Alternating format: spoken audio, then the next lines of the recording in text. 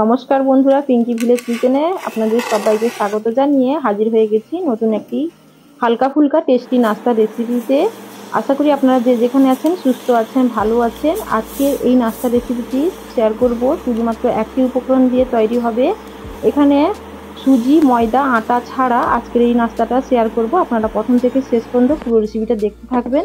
এখানে একটা mixing bowl নিয়েছি। এই বাউলের মধ্যে দেখো এখানে 1 কাপ নিয়েছি বিউলির ডাল। এই কাপ মেপে 1 কাপ বিউলির ডাল নিয়েছি। এবার বিউলির ডালটাকে আমি ভালো করে ধুয়ে নেব। 3 থেকে 4 বার ভালো করে জল ঝরিয়ে ধুয়ে নিতে হবে। যতক্ষণ পর্যন্ত পরিষ্কার একটা স্বচ্ছ জল বেরোচ্ছে ততক্ষণ পর্যন্ত ধুয়ে নিতে হবে।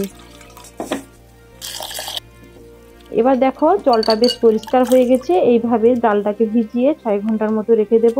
এখানে এই কাপ মেপে আতপ চাল নিয়েছি। আতপ চালটাকেও ভালো করে 3-4 বার আমি ধুয়ে নেব। এবার আতপ চালটাকেও ভিজিয়ে রেখে দেব 6 ঘন্টার মতো। চাল আর ডাল একসঙ্গে ঢাকা দিয়ে প্লেট ঢাকা দিয়ে রেখে দিলাম। এবার দেখে নেব চাল আর ডালটা ভিজে গেছে কিনা। বেশ ভালো করে কিন্তু চাল ফুলে উঠেছে। তো এখানে এবার ডালটাকে আর চালটাকে ভালো করে আবার আমি একবার ধুয়ে নিলাম। এবার মিক্সির কৌটোতে চাল আর ডাল একসঙ্গে মিশিয়ে অল্প একটুখানি জল দিয়ে বেশ স্মুথ একটা ব্যাটার কিন্তু আমি রেডি করে নেব। দেখো অল্প একটুখানি জল দিয়ে মিক্সির ঢাকাটা দিয়ে স্মুথ একটা ব্যাটার কিন্তু আমি রেডি করে নিয়েছি। এখানে মিক্সিং বাউলের মধ্যে আমি ব্যাটারটা ঢেলে নিয়েছি। এখানে পরিমাণ মতো লবণ দিয়ে দিলাম, 2 চামচ দিয়ে দিলাম চিনি। এবার দিয়ে দেব সামান্য পরিমাণে কোচানো ধনেপাতা, 1 চামচ কাঁচা লঙ্কার কুচি। এবার দিয়ে দেব সামান্য গাজর কুচি। এইভাবে একসঙ্গে মিশিয়ে ভালো করে ফিটিয়ে মাখিয়ে নেব। তো যেহেতু আজকে এই নাস্তাটা আমি আপনাদের সঙ্গে শেয়ার করছি তেল ছাড়া, আর তার জন্য এগুলো দিয়ে আজকে বানাচ্ছি। তো এখানে মিক্সির কৌটোটা ধুয়ে অল্প একটুখানি জল দিয়ে দিলাম আর 4 চামচ দিয়ে দিলাম টক দই। টক দই আর জলটা দিয়ে ভালো করে একসঙ্গে আবার ফিটিয়ে নেব। এইভাবে ভালো করে ফেটে নেওয়ার পর এখানে 1 চামচ দিয়ে দিলাম সাদা তেল। আর এবার হ্যান্ড বিটার দিয়ে ভালো করে ফিটিয়ে নিতে হবে। এইভাবে বেশ সুন্দর করে হাতে কিছুক্ষণ সময় নিয়ে ভালো করে এটা ফিটিয়ে নিতে হবে। আর যেহেতু আজকে এটা বিউলি ডালের রেসিপি, তার জন্য এইভাবে ভালো করে ফিটিয়ে নিলে খুবই ভালো হবে। আর এখানে গ্যাসে একটা ফ্রাই প্যান বসিয়ে এখানে আমি একটা ফোড়ন তৈরি করে নেব। তার জন্য 1 চামচ মতো সাদা তেল দিয়েছি আর সামান্য পরিমাণে কোচানো কারি পাতা, চিলি ফ্লেক্স 1 চামচ সামান্য দিয়ে দিয়েছি, কালো সর্ষে দিয়ে ভালো করে একটা ফোড়ন কিন্তু আমি রেডি করে নিচ্ছি। এই ফোড়নটা ব্যাটারের মধ্যে দেব, তাতে ব্যাটারের স্মেলটা খুবই ভালো হবে, নাস্তাটা খুব টেস্টি তৈরি হবে। দেখো ব্যাটারের মধ্যে দিয়ে আবার একসঙ্গে ভালো করে ফিটিয়ে নিচ্ছি। এখানে একটা কেক মোল্ড নিয়েছি। আজকের এই নাস্তাটা রেডি করব। কেক মোল্ডের মধ্যে এখানে 1 চামচ মতো সাদা তেল দিয়ে ভালো করে তেল ব্রাশ করে নিচ্ছি। কেক মোল্ডের গায়ে এইভাবে ভালো করে তেল ব্রাশ করে নিতে হবে। দেখো সবার শেষে যেটা দিচ্ছি সেটা হচ্ছে এই ছোট চামচে 1 চামচ বেকিং পাউডার। এবার বেকিং পাউডার দিয়ে খুব ভালো করে ফিটিয়ে নিতে হবে যাতে ব্যাটারের মধ্যে বেকিং পাউডারটা খুব ভালোভাবে মিশে যায়। এবার ফেটিয়ে নেওয়া হয়ে গেছে। এবার কেক মোল্ডের মধ্যে আমি ব্যাটারটা ঢেলে নিচ্ছি আর কেক মোল্ডটাকে ভালো করে রেডি করে নিতে হবে ঝাঁকিয়ে, যাতে ভেতরে কোনো এয়ার বাবল থাকলে বাইরে বেরিয়ে আসবে।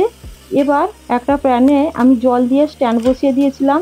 জলটা গরম হয়ে গেছে, কেক মোল্ডটা আমি এর মধ্যে বসিয়ে দিলাম। এবার ঢাকা দিয়ে 25 মিনিট পর্যন্ত আমি অপেক্ষা করব। এবার 25 মিনিট পর ঢাকাটা খুলে দেখে নিচ্ছি রাস্তাটা রেডি হয়েছে কিনা।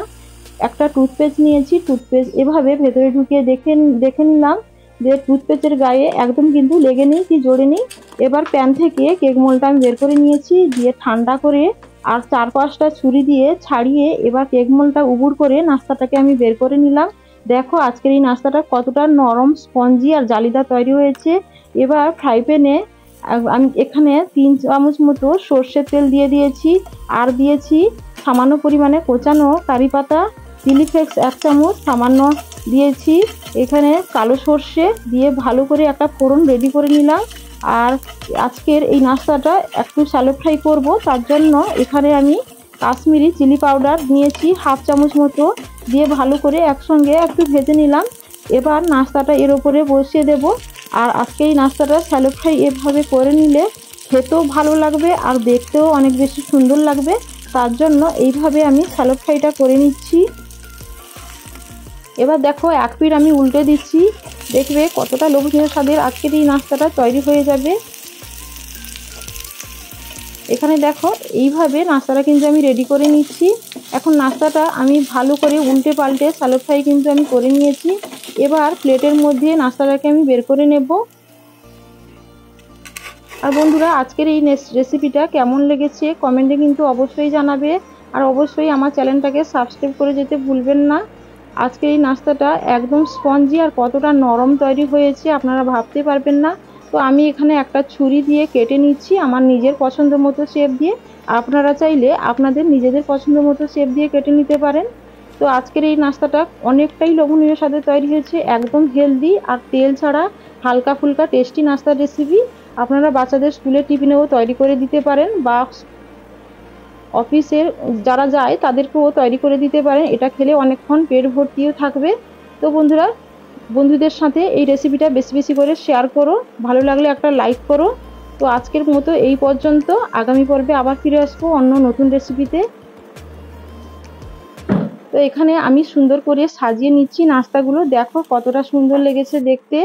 আর এখানে একটু টমেটো চাটনি বানিয়েছিলাম, চাটনি দিয়ে আজকে আমরা খাচ্ছি। আপনারা চাইলে ও চাটনি দিয়ে খেতে পারেন, বা একটু বাদামের চাটনি বানিয়ে নিতে পারেন, তাতেও খুব ভালো হয়।